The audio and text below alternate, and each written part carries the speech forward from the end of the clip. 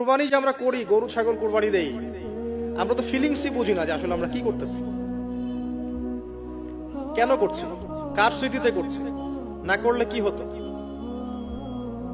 তো এটা নিয়ে তো এই যে একটু আগে এক ভাই বলে গেলেন যে এগুলো নিয়ে যে বিভিন্ন মহলে অনেক সমালোচনা, পশু কুরবানি অমানবিক, এই সেই, এগুলো তো চিন্তারই জায়গা নাই, এগুলো চিন্তার তো জায়গাই নাই আমাদের কাছে। কারণ এখানে সবচেয়ে বড় কথা ছিল নিজের জীবন কুরবানি করা, নিজের জীবনটা কুরবানি করা। নিজের জীবন না আছে, আল্লাহ আমার কাছে একটা খাসি চেয়েছেন, একটা গরু চেয়েছেন, একটা বাহিমাতুল আনআম চেয়েছেন। এখানে তো আমার নিজের জীবনটাই দেওয়ার কথা ছিল, ওটা না নিয়ে আল্লাহ পাক বলেছেন যে বাহিমাতুল আনআম একটা দিলেই হবে। তোমার কাছে ওটার গোশতও চাই না, চামড়াও চাই না, কিছুই চাই না, তাকওয়াটুকু চাই। তাতেই এত কথা। এটা দামি বা কত? 10-15 হাজার, বা একটা গরুর 50,000, 60,000, 1 লাখ টাকা। 1 লাখ টাকা কি আপনি সন্তানের মূল্য দিয়ে হিসাব করতে পারবেন? তো এখানে মূল জিনিসটাই হচ্ছে আল্লাহ পাকের হুকুম।